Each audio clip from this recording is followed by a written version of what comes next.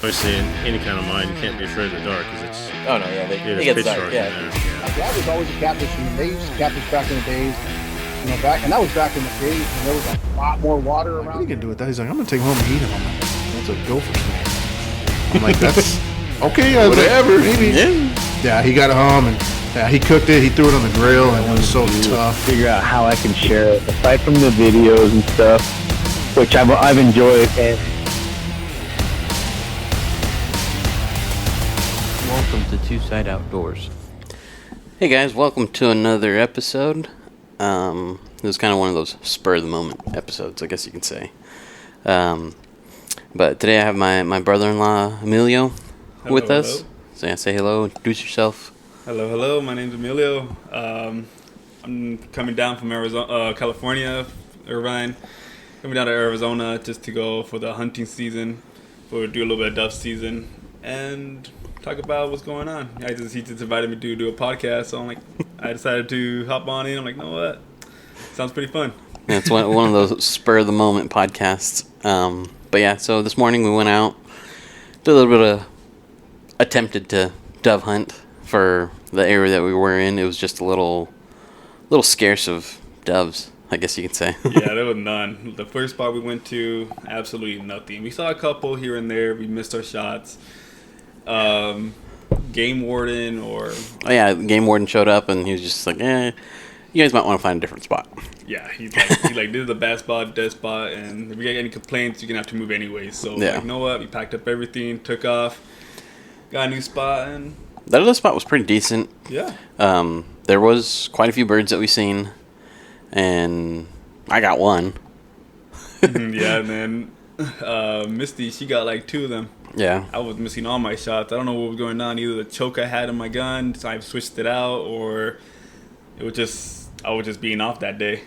I didn't get no practice in. Yeah, who knows? So, yeah. Yeah, you might want to switch up your choke. Yeah, that's right. That's the first thing I did. What'd you switch it to? The modded? The M? Something? The M? Yeah, with the M. The modified? Okay. Yeah. I switched it out with the... Which one you told 'Cause me? I think you had the improved cylinder. Yeah, that's the one I switched it up to. Which is the one that you had on the original. Originally I had it with the M with the modded. Oh, okay. Yeah, so I took that off and I didn't even put it back in anything else. And when I came last year for dove season, we didn't catch anything as well. We only saw like 2 doves out of the whole season. Oh yeah, that was the whole thing. It was like he came down for the late season, and we'd literally seen maybe like 3 or 4 doves. I think that was it. Yeah, that was it. And then we're like, you know what? We just packed up everything. We got some clays, a little launcher, and then we went to a shooting range and started practicing on those. Yep, throwing the clays was a lot easier doing that. Oh yeah, it was so much easier doing that. I was getting mostly missing like 2, 3, a couple of them out of the times. And But see, the thing with throwing clays and stuff is it's easier because it's very predictable. yeah, because they go like in a straight line. Yeah, it's a perfect throw, so it's a predictable shot versus doves are more erratic. They fly and then dart one way and then dart the other way. Yeah, I was seeing that. Like, I honestly, I don't know why that didn't even cross my mind today. Like, I was thinking, okay, they're gonna go this way. I'll aim ahead of them. Next thing you know, dart the other way. I'm like, what the heck? I'm like, what's going on? And I'm like, you know what? Later on today, I'm hoping to catch at least 1 or 2. Well, if we go to that spot that your dad was saying, those were other like ag fields that it looks like when we passed by like that area when we were up there on that levee road. Yeah. That whole area to the right of us, where all those people were just like in the field down there, that's that spot. Yeah, they were getting a lot. We were driving by, and I was You could seeing hear them 'em. shooting, Yeah. and I'm like, they're catching them. I saw a guy actually shoot, got a dove, dropped. I'm like, damn, like, that's a good spot. We should come here earlier. Maybe next time we should wake up at 2 a.m. and get the little spot. Maybe tomorrow morning. Yeah, I think tomorrow morning we could probably go to after the hunting, go home, go to sleep, and wake up as soon as possible. Yeah, get out there early. Yeah, I was even debating before I came to Yuma, to even bring my tent. I was like, no, what? When it gets Camp late out there. Yeah. People driving by like, what the hell is this guy doing? I'm like, I'm ready. Let's go. I think it'd be a little too warm to camp out there. Yeah, I love camping, honestly, no matter where.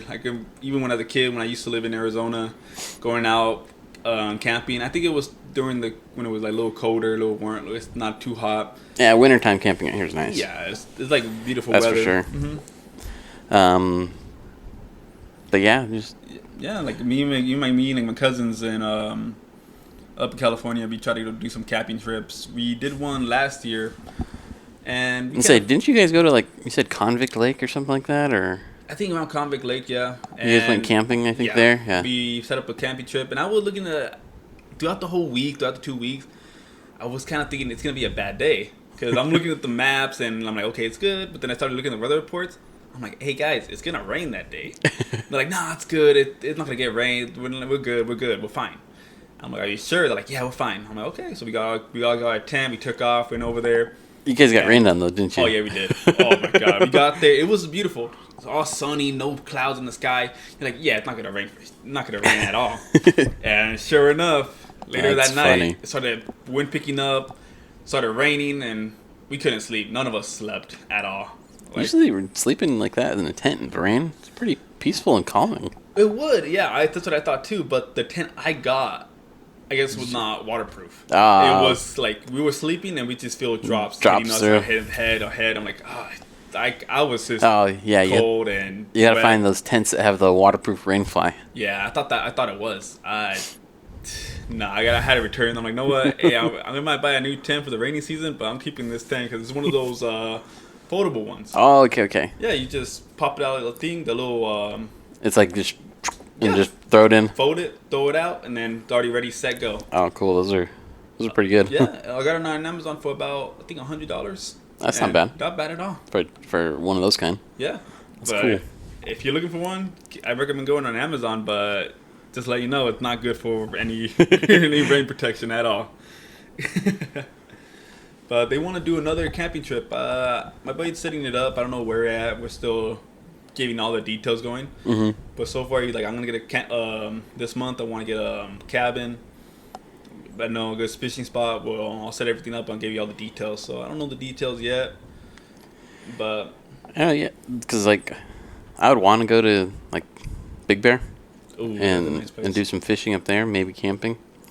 Mm-hmm. That's a pretty good area. I know that right now I think they're doing like carp cleanups Oh, nice. where they just want you to get rid of as many carp. That'd be nice. That'd be good. Do carp fishing. Can you eat carp? I hear you. You can. People do. Some people just they don't like it. They think it's a trash fish. That's why it's like they're doing that whole carp cleanup. All they do is just shoot them, kill them, Oh. shoot them with bows, Mm-hmm. or fish them out somehow, Okay. and just throw them away because they have a big old giant grinder. I guess so they grind them up and use it as fertilizer. Wow, I did not know that. Yeah. I always wanted to try carp. I'm always trying like different kinds of fish, like catfish, little crappies, and different types. Even trout. I even tried my hand on trout. When you said you want to try Big Bear. Oh yeah. The I went to Lake Gregory by there, like kind of close by Lake Arrowhead. My cousin was having her wedding that day, and I'm like, know what? I woke up super early. I decided to go to Lake Gregory before the wedding. I'm like, know what? I could do a couple hours. The wedding starts around like 12 o'clock. I went at 6, and all day I was not catching nothing. But I was throwing my cast out, casting my cast out.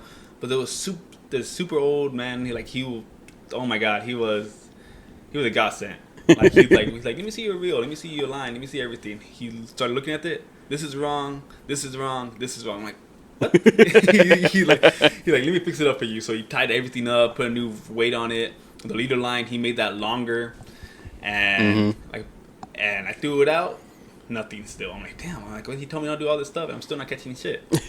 And he's like, no, I'm gonna take off. I'm done. He caught like 4 of them already that day. Oh wow. And I'm like, damn. He's like, know what? Come here. Don't tell nobody. Don't say nothing. Don't make it a big old deal. See that little dip I have? That little green dip I have? I'm like, yeah. He's like, dip it in there. I dip it in there. I'm like, what is it? He's like, it's like a garlic sauce. He's like, I made it myself. I'm like, okay. So I threw it. As he left, I threw it out. 10 minutes later, I catch something. I didn't believe it. I was dumbfounded. I'm like, how? I'm like, I need to buy that secret sauce, whatever he made. I need to know how to make that. I know there's a guy there in California somewhere. I think I follow him on Facebook. It's called Dan's Bait Dips. Dan's Bait Dips. Dan's Bait Dip. Okay. And basically, you either squeeze it on whatever lure or earthworm, whatever you're using, just to give it that extra scent. Yeah.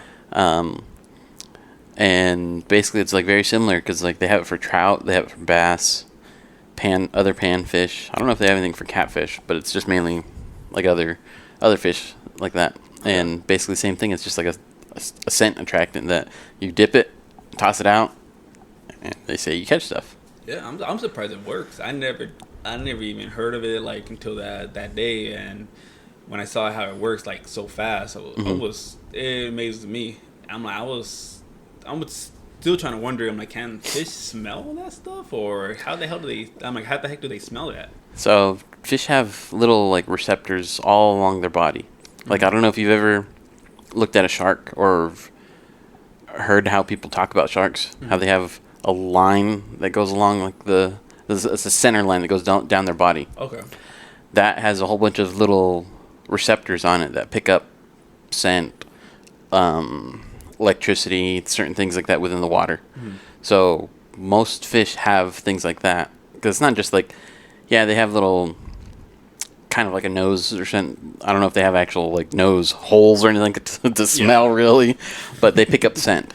Yeah. And basically they pick it up from wherever if there's current in the water or whatever it is, wind, it'll move the water a certain way, and it takes it basically to them, and then they smell it, and it's like, oh, that seems interesting. What's over there? Yeah. And then they'll go check it out, and then next thing you know, your bait just sitting there flopping around doing whatever. Yeah. Boom, hit it and go. Okay, that's interesting. Because I seen like when you throw it in the bait in the water, you see that all that like an oil stuff oil spread. Yeah. That's the scent spreading basically. Okay. Yeah, I was like wondering, I'm like, doesn't the water just dissolve it already? Like you just throw it out and it's just gone. How the heck? Like it's going all over the place. But surprisingly it works. Yeah. And I was getting people there. They didn't really eat it. I'm like I wanted to eat it. I wanted to try trout. And I got my hands. I wanted to start cooking fish. Stuff I catch. I wanted to start cooking it.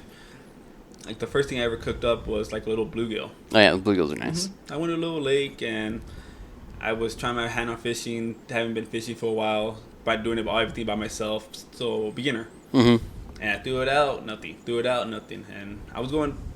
That was like weeks of catching nothing. And that's how it always is. Like I would have people saying, "Why do you catch anything?" Nah. How long have you been fishing for? A couple weeks. Nothing yet. No. Like damn, you should quit. Like, well, it's like look at your sister. Almost the whole time that we've been out here, she hadn't caught anything until that day that we went to West Wetlands. Oh yeah, that was. That was a fun day, wasn't it? Oh, fun day for you too. Yeah, that was a fun day for me. I'm not gonna regret it. My side, I can feel my sides hurting right now. We all like this is a story. We all went out fishing. We came down. Me, my sister. I think it was Memorial Day weekend. Was it? I think so. Yeah, it was like around this year. Yeah. Yeah, it was Memorial Day weekend, I think. Yeah, we came down. All my sisters. We came down to Yuma. Have a good time. We went fishing at Wetlands, and me, I wanted to be the fun uncle. Show my nephews, my nieces. I'm like, yeah, cause I was thinking still hang. I'm still energetic, you know. I decided to climb a tree, and don't think that was a very good idea. It was an idea. I don't know what I was thinking. I decided to climb a tree. I went up, and I'm like, okay, I'm gonna get down. As I'm going back down, I guess it was the shoes I was wearing at the time. It had no grip on it, and I slipped and boom, hit the ground hard. I broke a couple poles. My side was all bruised up. We had all our poles and stuff laying against that tree, and he like landed on all of them almost. Oh my god, it felt like a movie. Something we seen out of a movie. It was ridiculous. Like I was embarrassed. I just got up like nothing happened. They're like, oh, you okay? Sit down. Can you breathe? I'm like, I'm fine. I'm like, I don't need to cry. I'm good. It's like your pride was hurt the whole time. Pretty much. I was just like, oh, I'm embarrassed. I want to go home already. I'm like, I can't even say that. I'm like, no, I'm a man. I'm like, no, what? I'm okay. Yeah, I can breathe. Yeah. I lifted my shirt and there was like a big bruise right there. Oh yeah, you had a bruise starting. Yeah. And when I went back home, that was I was started like trying to sign up for the Navy, Mm-hmm. and it didn't work out. Like I'm gonna tell you now, it didn't work out. They didn't call me back or anything. But when I went back, I showed them oh, any injuries? I'm like, oh yeah, I got this one on the side, and they looked at it like, damn, what the hell did you do? I climbed a tree. And they're like, yeah, you shouldn't be doing that in your age. Oh, jeez. Yeah, I'm like, how old are you again? I'm like, I'm 26. And they're like, yeah, you shouldn't be doing that. But I think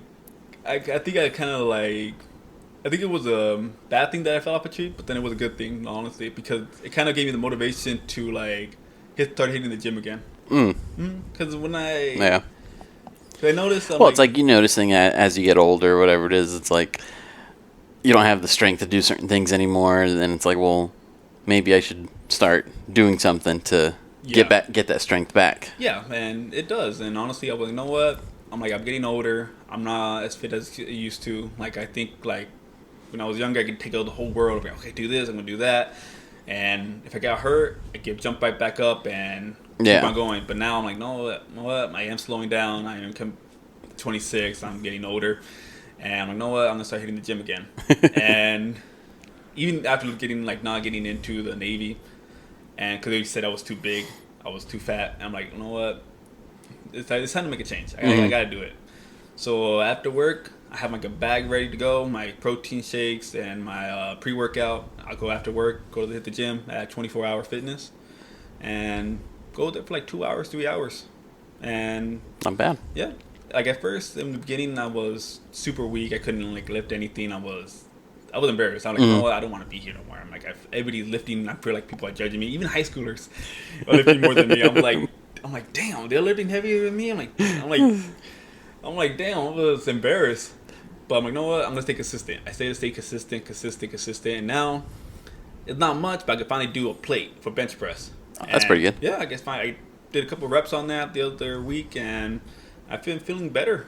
Like I've been after every workout, do some cardio, do some boxing, and hit the steam room at the end, and I've been feeling better. And then talking to people, I haven't been as scared to talk to people now.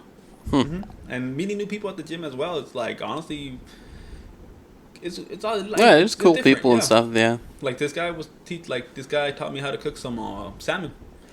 Salmon's I've experimented cooking salmon multiple different ways. A lot of times I'll just smoke it. Other times I'll just bake it. But whenever I've done it smoked, there's one thing that I like to do is I get a little bit of mayo. Actually, I spread mayo all over it, and then cover it with Parmesan. Okay. And it cooks pretty good because the mayo, there's the saltiness in mayo, and then the Parmesan gives it almost like a crust over it. Oh. And it comes out pretty good. Yeah. Very tasty that way. The first time I tried making it, I did my own little recipe. I got some butter, put it in around tinfoil, and then I put oil around it, and then I put some carne asada, chili, lemon powder on it. Oh, okay. And I put that on it, rubbed it all over it, and put that tinfoil around it with the butter. Put it in the conventional oven for about 420 degrees, and left it there for 15 minutes. I kept on checking it here and there to make sure it didn't burn. Like the trout, the first time I cooked my trout, I did the same thing, burned it, and I was disappointed that I did that. So now when I was cooking this, I was always checking it every 5 minutes. Well, so with fish, usually you don't have to cook it too long because it cooks fairly quickly. Yeah. Usually, I've noticed that you can put a good sized piece of either trout or even a foil pack of trout or whatever you cook. 15, 20 minutes in the oven or in the grill usually is pretty good. Yeah, and I should have realized that. It was my first time, so I didn't know if it was really cooked or not. I didn't really skin it. All I did was descale it, cut it, and did that. I'm like, oh well, I guess that's fine. I don't know how to do it. Trout usually that's what it is. It's you don't really pull the skin off of it. No. It's because some people eat it with it on. Others, as soon as it's cooked, it just peels away. Oh really? Oh. Yeah, I just left I left the head on, everything on. I didn't know how to fillet it at the time, so I'm like, nah, I just did it like that. And then, but yeah, once I finished the salmon, it came out really good. I put some shrimps on it, some rice. Oh, nice. And wonderful meal after the gym. I'm not gonna lie, wonderful meal. It's a little bit of protein and carbs. Yeah, protein and carbs. Like I need to cut back on the carbs. As one guy at the gym told me, he told me, hey, if you want to lose all the fat, yeah, like see you still have some on it. You cut beer, cut soda, cut bread, cut all the everything like that. Yep. I'm like, shit. I'm like, dude, you don't even know what you're talking to. It's so hard to do that. I come to Yuma, and next thing you know, first thing I'm offered, my dad's like, oh, you want a beer? I'm like, shit. I'm like, damn. I'm like, I'm in a Mexican household, man. And you don't know how hard it is. That's funny. Yeah, even what my mom makes, it's like, it's super hard to say no to that food, kept up food. When being Hispanic, it's hard to lose weight. We'll see. So one thing that I've been doing lately is I've stopped cooking with seed oils. Ooh, why Staying away from those. 'Cause seed oils are actually, they say that they're bad for you. I didn't know that. Yeah, they say they're bad for you mainly because they cause a lot of inflammation. What's like, what do you mean inflammation? Inflammation. So they cause like your joints and stuff to be sore or even like swollen. Oh. Yeah. Okay, yeah, I have to avoid that then. Yeah, that's one thing that I've been reading a little bit more. So it's like I've been staying away from that, focusing more on just good fats. So like regular butter or beef tallow. Okay. And using that as my cooking oils, more or less. Oh, okay. And makes the food taste a lot better. Yeah. Using real butter versus margarine or stuff like that. I tried real butter. Like I was seeing on TikTok where they were saying all these different like name brands have like oil in them, like oil and the butter. I'm like, I didn't realize that. So I tried it's like the Country Crock. Yeah. That stuff's that's fake butter. That's the one I use all the time. Yeah, that's fake butter. Yeah. That's vegetable oil. Yeah, I didn't realize that, and then I started reading the labels and everything, and I saw right there oils, and I'm like, what the heck? Yeah. And like, so I went to the store. It's a little bit more expensive though. I ain't gonna lie, but I tried my hand on some real butter, and the one thing I noticed, it didn't sizzle. Yeah, it doesn't really burn or sizzle much like regular oil does. Yeah, it just melted. I was waiting for. I'm like, I put it in, and I didn't hear no sizzle. And I'm like, is that by the right oil? What's going on? Isn't there supposed to be a sizzle? I looked it up, and they're saying, yeah, there's no sizzle at all in real butter. Mm-hmm. That was my mind blown with that. Okay, we went off on a little tangent there. Oh, yeah. Sorry about that. But oh well, still good. Hey, it's always good to have a little mixed match in the podcast, you know? Yeah. Usually that tends to happen on a lot of these. It's like we'll go off on tangents of random things, talking about other things, and it's just like, come on, let's get back to what we were talking about. Yeah, get back to the original. Let's come back with what people want to hear. So yeah, back to fishing. Some of the last times that we had went fishing out here, it seems like I was the only one catching fish. Yeah, you were. You honestly were. We took my nephew and. Oh yeah, that's when I caught that 7-pound fish. Yeah, that thing was big. Or 8-pound flathead. Yeah, that thing was big. We waited and everything, and that was like 5 minutes when we were out there, right? That was pretty quick. Yeah, it was pretty quick when we were out there because I think I had just tossed my line out and I was setting up one of your guys', I think. Yeah, we're setting up the other lines, and sure enough, we hear dinging on the bells, and. No, I don't think it was because it's my reel, so just the bait clicker was going. What, really? Oh yeah. Yeah. I don't remember. It's been a while. Yeah, the bait clicker was already going just bzzz, and the next thing you know, pull it up and got an 8-pound flathead. Dude, that thing was big. It was good eating too as well. Oh yeah, we filleted it up the next morning and ended up doing a little fish fry too, and with the beer batter. Yep, beer battered flathead nuggets. Yeah. Those were tasty. Well, they were. If we would have had like some tortilla, some of that white sauce, and that thing would have. Oh, you missed out with that one when I caught that other fish. I heard stories. Gabby called me up and she was like, "Oh yeah, Ralph made this," and I was so sad when I heard that. I'm like, man, I missed it. I'm like, damn. But that fish was weird. So I didn't even know I caught it. Really? Yeah. So I noticed my line had went slack, and I was like, okay, this is odd. Why is my line loose? Mm-hmm. So I started reeling it in, and next thing you know, the line's right in front of me, tight. And it's like, what the heck? Set the hook, and there's a fish there. What the heck? Damn. That's crazy right there. Yeah, it was weird. And then Theo Mario, he was there with me. He went with me that time. Okay. And Reeled it in, got it up close to the edge, and I was like, "Here, hold my pole." And we traded because he had the net. So he held the pole while I went down there and netted it up and brought it up, and we weighed it, and it was 12 pounds. Dang, 12 pounds. A 12-pound channel cat. Dude, I swear Arizona fishes are different. They're bigger. Like comparing to like California and here. Yes, they are different. That's for sure. They totally different like way you have to target them. I've noticed. Yeah. Because coming from California, that's where I grew up as well fishing.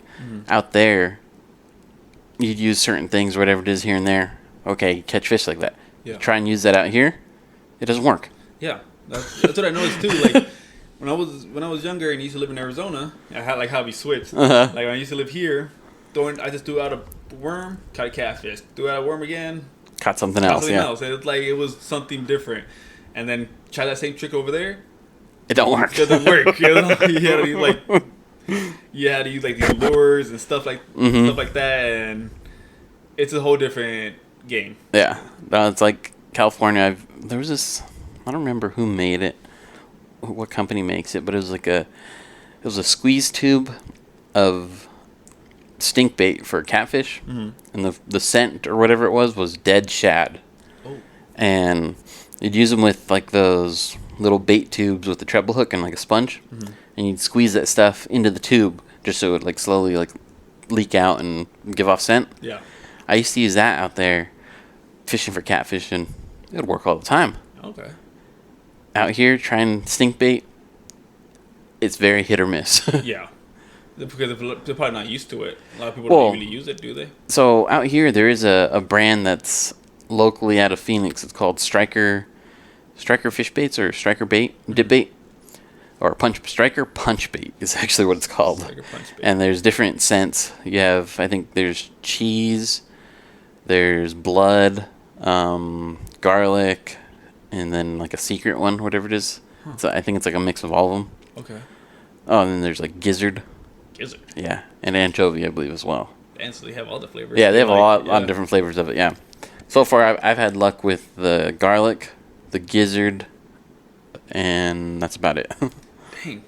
And they actually have different smells like to it, right? Or is it just like the same It smell? honestly smells all the same besides the garlic one. You can smell that there's garlic in it. But they've been like hit or miss for me. Yeah. Like when I first bought it and used it, within 5 minutes I caught fish. Okay. Pretty cool. I caught a 5 pound and a 5 pound and a 6 pound channel cat. Yeah. Right at the same spot too. I was like, okay, sweet, this stuff works. Tried it in other areas, nothing.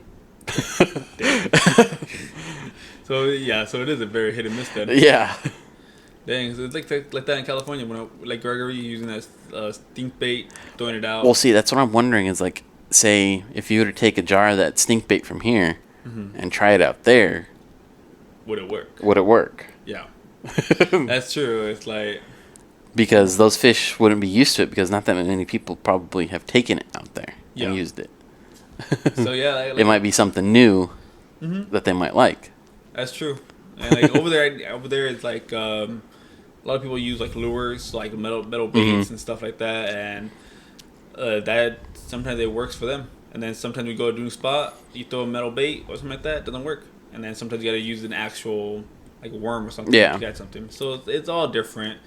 Even when I went fishing recently at the Huntington Beach Pier, Yeah. I went with my buddy and we just threw out like some squid. Some guy Squid. Gave us, Oh, yeah, squid works really well at the pier. Some guy gave us squid. I didn't know what we were gonna catch. I don't really go pier fishing, and I just threw it out. And I was catching stingrays the whole day. Yeah. And my buddy was like, "Can we eat it?" I'm like, "I don't know." Yeah, you can eat stingrays. I didn't know. You know how your dad makes that monteraya? Yeah, Exact same. that stingray. Yeah, that's stingray. I didn't even realize I didn't know that was stingray. I just heard it was. I just heard the name. I'm like, "Oh, I'm ready to eat." Yeah, stingray. So it's like you cut from, if you were to use it and fillet it up, they have like a center backbone. You can kind of like feel it. It's like about, depending on the size of it, like a decent sized one, you'll have like a 4 to 5 inch section in the middle that is like more their cartilage area. Okay. And then from there on the outer edge, you fillet out towards the edge and like up, and you'll get a thin little steak out of it. Oh, Okay. And you just fillet the skin off, and yeah, you'll get a thin little steak out of it. And same thing, other side, do the same, and then flip it over, do the same. Okay. I still need to try my hand on doing that. Like I didn't know if it was legal or not to even take a No, stingray. you can. Yeah, like my buddy, we looked it up. Like we kept on throwing them out. My buddy's like, "Hey, can we keep them?" Like, I don't know. Look it up. And he looked it up. He's like, "Oh yeah, you can. And I'm like, oh, if we catch one before we leave, because we're about to leave, like we're packing up. I'm like, if we catch one, we'll keep it. And sure enough, I'm reeling my thing back in, and catches, and I'm pulling it, and it was a pretty big, decent catfish. And A catfish or a stingray? No, sorry, my bad. Stingray. People would be like, "What the heck, catfish?" I know. It's like my bad, stingray. I guess my mind's so on catfish right now. My bad. A big old stingray, and we reeled it in. That thing was big. I was trying to take my hook out, and that thing swallowed it. Oh, It was yeah, like, I'm like, nah. I already lost 4 of them already. Like every time someone threw it out, caught one, they swallowed it. So I'm like, I had to cut the line. Yeah. Cut the line. I'm like, you know what? This one I'm trying to go in for it. I got my pliers, went in for it, ripped it out. That thing started gushing out blood out of the gills and everything. I'm like, ooh, shit. I'm like, no, I can't even put this guy back. He's gonna die either way. So we just kept it. Nice. Later that day, my buddy texted me. I was out at the bars drinking. He gives me a text. He's like, "Hey, I don't know what to do with the catfish. I think it's Stingray. still, yeah, my bad. I don't know what. My mind's still stuck on catfish, man. I guess my mind's on catfish. I want to go catfishing. Yeah. He's like, I still have that stingray. What do I didn't know what to do with this, so I put it in a Ziploc baggie and I just put it in the freezer. I'm like, was it dead? He's like, no, I think it was kind of breathing a little bit. I'm like, dude, what the heck? I'm like, why are you doing that? Take it out, like kill it at least. He's like, yeah. I'm like, yes, dude. Don't be like sadistic. Don't be like a freaking serial killer. It's freaking torturing that poor stingray. There you go. I got it right there. I got it right there for it now. I'm like, you're torturing that stingray, man. You just put it in the freezer. It's still alive. That poor guy. And a couple minutes later, he texted me again. Okay, yeah, I did it. I killed it. He's like, all I did was stab it a bunch of times. Oh, man. I'm like, dude, I don't even want to know. He's gonna be sending me pictures of like little hole marks in the back. I know. I'm like, oh yeah, that poor stingray. Poor stingray. I was about to say Tortured. catfish. Tortured. Yeah, like a little. But he tried it. Like the next couple days later, he tried it. He said, it was like I don't think he know how to flayed it. So I didn't get to try it, but he said it came out pretty good. So hey, at least he didn't die in vain. But that story, man, I'm not gonna forget that one. I think from now on, I'm gonna keep all the fish and stingrays. Yeah. No, yeah, as long as you flay them up good, they'll be pretty good. Yeah. I hear people with stingray though, they soak them in milk before they cook them and stuff. Milk. I don't know why. I guess it's supposed to do something with the flavor. It's supposed to be like a little milk and cookies. I don't know. Okay, so yeah, got the stingray story. Yep. One tip for when you go to the pier: get a sabiki rig. Sabiki rig. Okay. Yeah, so it's a little thing with they have little like pieces of paper kind of things, or it's to make it look like each little hook is like a fly. It's like it had a little paper and it had like a multiple. And there's multiple hooks on it. Yeah. Oh, I used those a couple times. Yeah, use those to catch little bait fish. The little anchovies and sardines and stuff. Yeah. Use that or mackerel, and then use those as bait to catch bigger fish. I was doing that at a time. Like my buddy when he first started pier fishing, the first time we ever went, I set up my little baby hook before it broke. When I came over here, it finally broke. After many years of having that rod, it finally broke. It snapped on me. We threw it out in the wetlands. It got stuck, and I tried pulling it, and then snapped. Oh, jeez. Yeah, I'm not gonna forget that rod for a while. I had that one since I was a kid, and now I'm 26, and it finally broke. I was like, damn. I wanted to cry a little bit, but now we went out. Before that rod broke, we went out, set it up, and he was catching a whole bunch of bait fish. Like he every time he threw it in, wait a couple seconds, rode it back in, like about 2 bait fish. Dude, yeah, the sabikis are pretty cool because it's like really all you have to do is just drop it down, either let it hit bottom or bring it up a little bit off the bottom and just sit there and just kind of bounce it. Okay. Just to make it look like the things are kind of moving. Okay.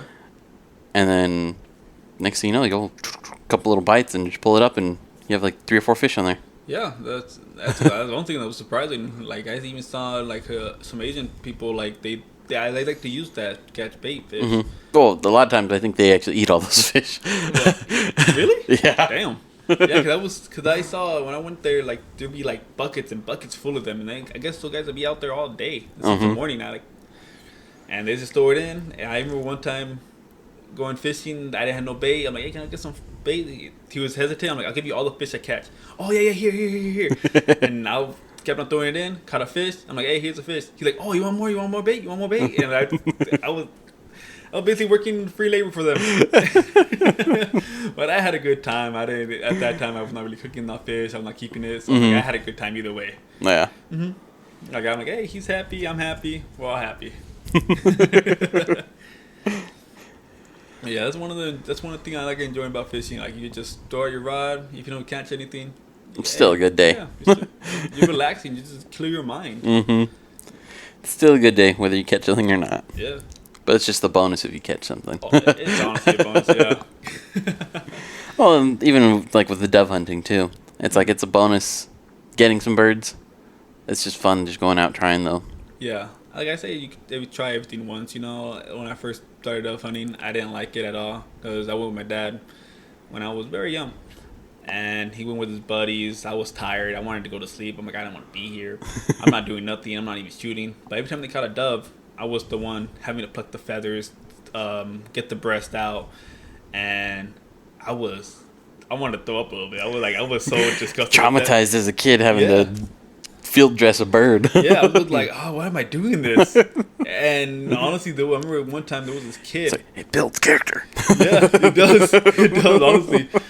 But there was this one time, there was this kid. He came by. I guess he was hunting with his dad, and he was trying to catch his dove. And I caught it for him. Like, oh, here you go, little man. Here you go. I thought, yeah, he ripped the head off. I was like, Jesus, he's like younger than me, and he's savage. Yeah. I'm like, I'm gonna be shown up by a kid. He's like ripped the head off and everything. I'm like, damn. I'm like, okay. Yeah, but I went to say, but after going a while, like second time, still like the next year we went again. I finally got to shoot, and I still remember this moment all the time. We were shooting doves. And everybody else was like sitting down, like not really paying attention. Like, okay, I'll be the only one shooting. And there was a flock of doves, and I had like one shot left. I didn't reload, and I aimed. They all flew up, and bass, a shot, and 2 doves fall. Yeah, I was that day. That's awesome, yeah. Whoops. And I knew I did it because no one else was shooting, no one else was around. Yeah. And I was the only one there, and I had one shot left. So, of course, 2 birds with 1 shot. I was so happy. Everybody was like, "Did you catch 2?" I'm like, "I caught 2." How many shots did you do? I'm like, "I did only 1. Couldn't shoot anything else. I could have got those." But that was the funnest day ever. I'm hoping for later today that it's a little bit better than what it was this morning. I hope so, and even tomorrow, like I hope we catch. Yeah. Now we know the spots. Like now we know where to avoid and where to go, and probably get there a little bit earlier next time. Yeah. Because today we left a little late as well. So. Well, we had to make a pit stop at the gas station too. Yeah. So. A little pit stop and get our little snacks and ice for the doves we catch. Yeah. And hopefully this time be better. Like that we catch something. No, yeah. I want to make some dove jalapeno poppers. Ooh, so I want to try those. Let's actually get a couple more birds. Yeah, and hopefully now that I switched out the choke and put it to the modified. The one that you originally had. Yeah. Because you were, I think, a little more comfortable with that one. So let's see. I think so, because the other one I was not used to it. I'm trying to shoot it. I was aiming in front of them, nothing. Shooting in front on them, nothing. I'm like, am I supposed to shoot way before them or what?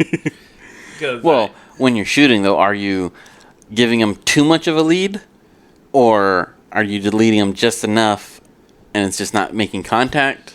I'm probably aiming I'm aiming like a little bit lead, because it's probably like. Because the other thing though, that we probably should have did, was pattern your gun after changing your choke. What do you mean pattern? So, after you change the choke out, you take it out to like a range kind of thing. Mm-hmm. Set up a piece of paper and just shoot at it and see where the pattern's going. Oh, yeah, we did not do that. Yeah. I switched it up the very. you hear the pug. She's going crazy. Yeah. But she can hear you, I think. Yeah, that pug does not like me.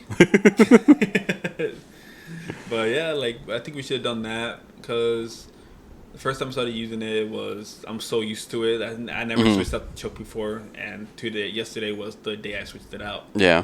Yeah, yesterday they had me clean out the guns, and I saw the choke. I'm like, you know what? I called you up. I'm like, hey, what's the better choke? And you told me to switch it up with that one, so I did, and I guess I was just not used to it. Yeah, because usually what it does, it's either it makes the pattern tighter or wider.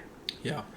So like if you were to do like a full choke, it would be able to, like say some of those birds that were higher up, if you were to line it up on them and lead them just a little bit, you probably would have hit one of those birds that are higher up because they're farther out with a full choke.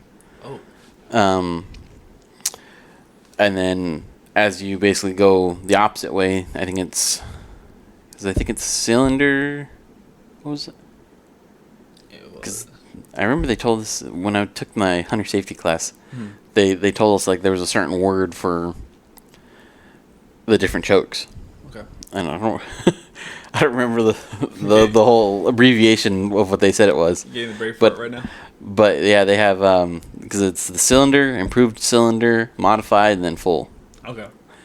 And or is it cylinder, improved, modified, and full? I don't think it's IC. I think I've seen an IC in one of the ones I have. I think it was an IC. Yeah, something like that. I don't know. Cylinder? Yeah, it's improved cylinder or something around the lines of that. But Okay. yeah, so it's like full is a tighter pattern, and I think cylinder is more of a spread out. Modified, I think, is like the in between, Okay. I think modified would be good then. and then I think improved cylinder is like the other in between. Okay.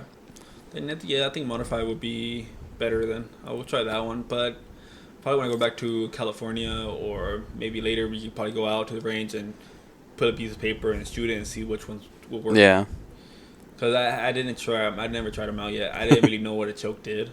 It's like honestly, I'm like I just stayed up. That's why I asked you. I called you up like, hey, what's better? I don't know which one to use. But yeah, So that's what it was. It was just like not knowing the range of how that one would work properly. Yeah. Okay, then I'll try the modified, and I'll try to take the other ones as well. And I wouldn't switch them out as you're doing it. No?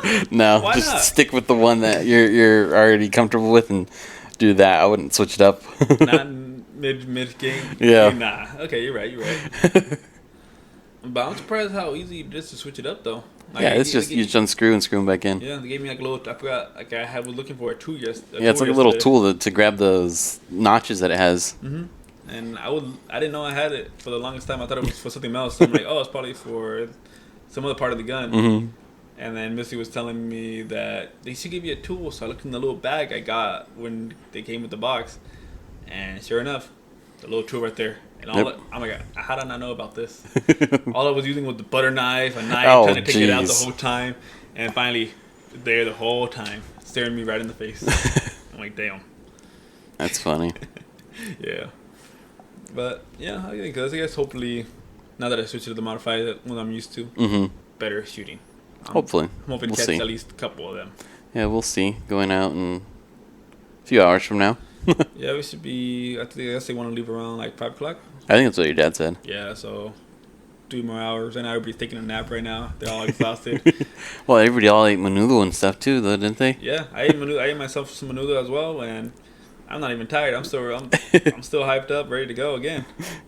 Like I played a couple matches of Call of Duty and Black Ops 6. Oh, jeez. Yeah, the beta came out, so I'm like, I started playing that.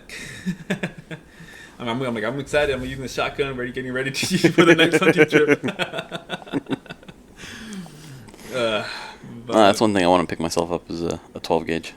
Yeah, you should. Honestly, I think everybody should have a 12 gauge. Like it's a fun gun. I want to try to get a Beretta M9A4, and so I'm trying to get the pistol rifles. I think I could do some more stuff. My hand more shooting as well. Yeah. But yeah. Yeah, I've been eyeing myself on a budget shotgun, something cheap enough that'll work, but not too cheap that it's not reliable. Yeah, that's why I recommend. That's why that's why I like Berettas. Like, it's not too expensive. It doesn't break the bank. Like the one I spent it on was like about 800. That's a little on the high end still. It's still high, but I didn't want to get something like too cheapish because I'm worried about like trying to fix it up and trying to find parts for it. As with Beretta, yeah, it's a little bit more on the pricey side. I did spend a good buck on it, but now if I look it up online, there's always a whole bunch of parts for it. Yeah. Okay, it's always reliable. Everybody knows it's a name brand, so I'm like, you know what? I like it. It's like a Toyota. Basically, everybody knows a Toyota, so you got parts for that all the time. But yeah, I think that's good. I remember last year. What happened? Oh, when we took my car out to. Oh yeah. Season. Hey, whatever you do, if you want to take a Honda HRV, it can go places surprisingly. Yeah. If you're not worried about your paint job, hey, it can go through the dirt like nothing, even the little. Oh yeah, we took it through quite a bit of stuff and like through bushes and whatnot. Yeah, and it was surprised it handled well. Yeah. Like I put it on sports mode, and you're thinking it's not gonna go up a little hill because it's too dusty. It's gonna slide back down, or. No, we cleared a lot of those little hill climbs and stuff that it pushed it through. Yeah, it was easy. Now I'm like, no, I think I might make this to an off-roading vehicle. You know, I don't know about that, but it worked enough to get us where we needed to go. Yeah, like you're not overdoing it. Hey, you'll be good.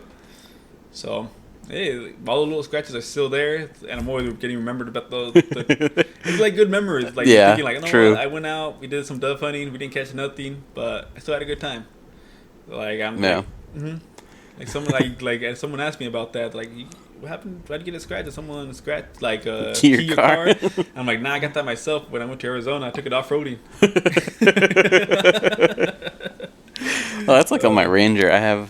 There's like these dents or parts where it got pulled out on the rear fenders, and that was from doing some off-roading where we went down a certain trail where the suspension flexed, and the tire came up and grabbed the fender and pulled it out. Damn. On both sides.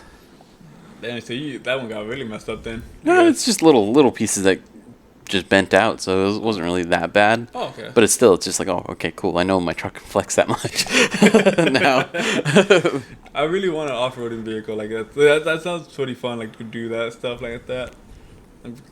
Dude, like off-roading is actually really fun. Going with a couple buddies out there, people with trucks, even with you, doing some off-roading, dirt riding is honestly pretty enjoyable. Like, I didn't think I was gonna have a good time doing it, but it's actually really fun. Yeah. But yeah. So we talked about our dove hunting. We talked a little bit about fishing and stuff like that. So what are some more plans for your fishing adventures? What are some fish that you want to target next? The one I'm trying to catch right now is the bass. Bass? Okay. I'm trying so hard to catch that. Like, I think I caught catfish, caught stingrays, caught bluegills, even trout, but I never caught a bass. So I think that's what I'm trying to catch, and even trying to catch other kind of types of fish that are bigger than the PR I had, so bigger, heavier. So I'm just trying to catch a bigger fish, and if I could just get my hands on a bass, and That's like same here. It's like I haven't really been targeting bass as much, but I've caught a few. I think probably one of my biggest. It was probably less than a pound. Okay. Way less than a pound though. But it was a decent sized little bass, and that was actually not too long ago. And that was just on a worm on a bobber. Really? Yeah. Wow. But that was more like sight fishing. I threw it right in front of him. He just boom hit it, and I got him. Wow. Dang, I had that luck right there. I use worms. I use lures and stuff like that. Yeah. Even the frogs. I've never had luck with stuff like that. But then again, it's like I don't know if I'm doing something wrong or it's just the wrong time of day. Probably the wrong time of day. That's what I'm thinking. Yeah, the wrong time of day too. I guess you need to be more green around like the areas because with me. Well, not just that. It's just the time that they feed. I think What time do they feed? Like early mornings. Oh. Early mornings or evenings before the sun goes down. Dang. So like doves. Yeah, very very similar. Yeah. Dang. Okay. Yeah. I have to wake up super early then. if I Yeah. wanna catch As one. the sun's coming out, basically you want to be out there on the water trying to use frogs or anything like that. So the stuff that they're looking for as they're warming up. Okay. Yeah, I'll be going during the afternoon times just to. Yeah, it's hard. They're already down below hiding. Dang. So I've been messing up the whole time. Then that's one thing I've been messing up on. Dang. Well, now that I know that, I'm gonna try my hand on. I'm gonna try doing that for the morning fish. Yeah. I always see. Like go see what my cousin's up to. Like I'm gonna say, is there any local ponds or anything like that there where you live? There was a local pond, but then I didn't realize that you're not supposed to fish there. Like, luckily I didn't get caught. Oh, because jeez. there were people that fish out there all the time. I'm like, oh, it's okay then. But I guess you're supposed to live in one of those houses in order to fish there. Still fish it. Yeah. don't leave it unless you get kicked out.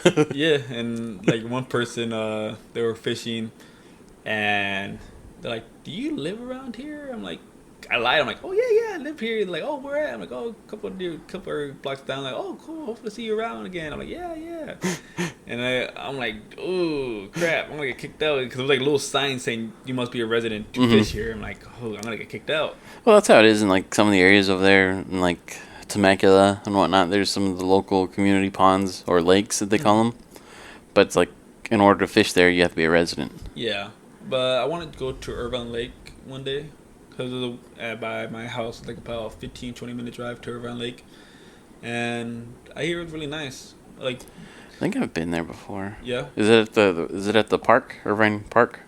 it's not an Irvine Park. I know it's like wherever you park, it's like a kind of like a hike to the. Oh, the lake. okay. Then that's different then. Yeah, like my cousins, they've been my cousin, my buddy, my cousin Alex, and my buddy Abraham. They went and they didn't catch anything. They called me up. I didn't go that day. They called me up. They're like, "Boy, you didn't miss out on You anything." miss out on anything. Yeah, they're like, all you missed out was getting sunburned and being hot. I'm like, that's all you missed out on. I'm like, really? Like, yeah, we didn't catch nothing. I'm like, oh, I'm like, damn.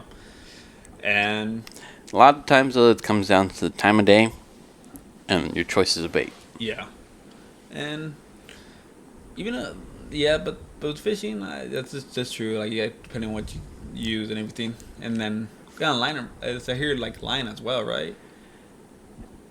It can be, depending on what you're fishing, too. Catfish, they could care less a lot of the times. Bass, it's hit or miss. Because sometimes they're a little weary of colors of the line.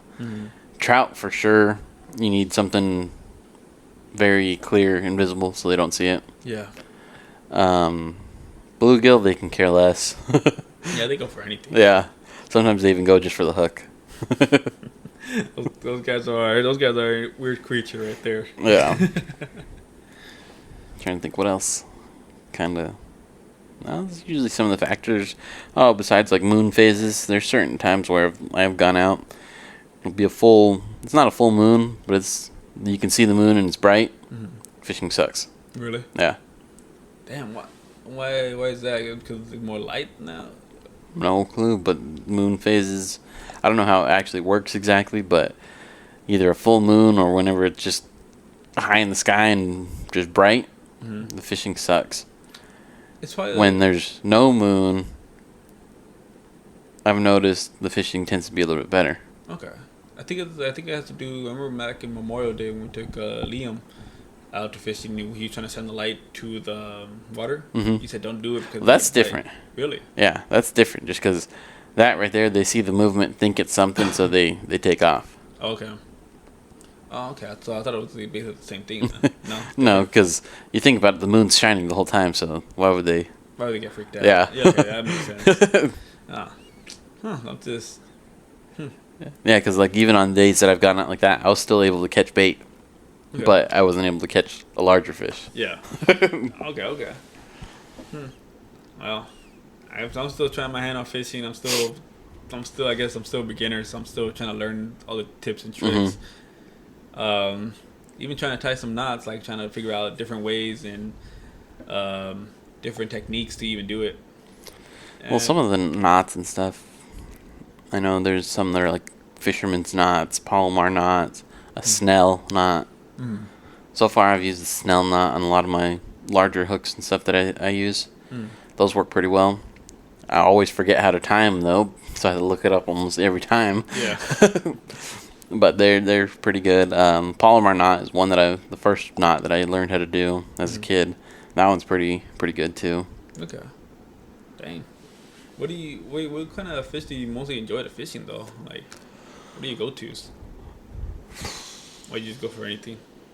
Anything that bites. Yeah? No, I enjoy catfishing more. Really, I don't know why. Like, it's because they fight more, right? I haven't really noticed that they don't. A lot of them that I've caught, they don't really put up that much of a fight. No? Mm-mm. They just go along. They kind of just get tugged along, and it's just like, oh, okay.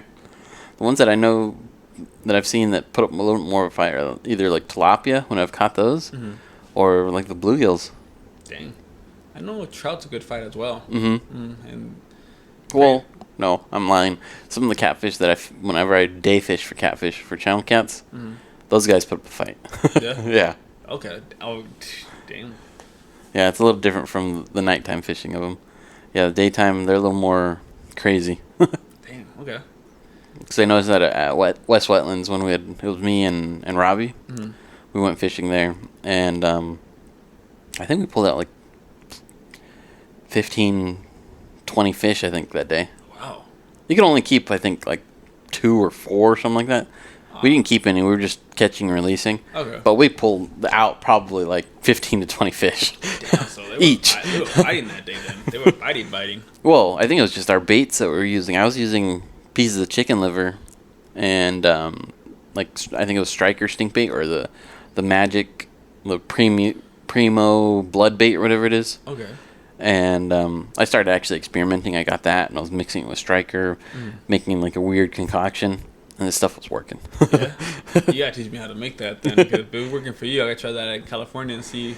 Yeah. I know there's a fishing spot that they do catfish. They stock it up with catfish, and those catfish get big. Is it the Santa Ana River? Yeah, Santa lakes? Ana River, yeah. I went there once, and my hooks were too small. When I saw those videos on Instagram and everything, I realized I need to get something bigger. Whatever I have, it's not gonna work. Well, if you're gonna use stink bait, you got to use at least I think it's like a number 4 treble hook. Those will work pretty good. Okay. Because like even if you wrap chicken liver on that, or use like one of those punch baits, where you dip it in and it comes out all fibers and stuff. Yeah. That'll work pretty well for catfish like that. Okay. What do you get your chicken liver at? Like, you just make it yourself, or do you? I buy the chicken livers at Walmart usually. Really? Most grocery stores will sell them. And you just put it in a container and then just take it? But they're already in a container. Oh, really? Yeah. Like They're in like their own little Tupperware container kind of thing. Like, it's already ready for fishing then? Basically, you don't have to do anything to them. Oh. I add extra stuff to mine though. So at Walmart, they sell this stuff called catfish nectar. It's like one of those scent additives, I guess. Yeah. You soak your bait in it. So I dump out about 3/4 to about half of the juices that are in there with the chicken livers. Yeah. And then I just fill it up with the rest of the catfish nectar. Okay. And let that soak for like a day or two like that in the fridge. Oh, damn. So, like, okay. I guess you got to teach me how to do that then. Yeah, and that lately has been working. I mean, I wish they had more fishing spot, like fishing equipment like that in California. I know they recently opened up a Bass Pro Shop in Irvine, and I've been going there for my lures and baits. But every time I try to get the live baits or chicken livers and stuff like that, they're all sold out. They have a little fridge in the back, and it's basically empty all the time.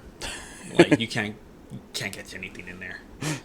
I feel like everybody now is becoming a fisherman. Like, you see everybody with Bass Pro Shop hats and Well, everything. it's like ever since COVID, people started learning new hobbies and learning new things to do.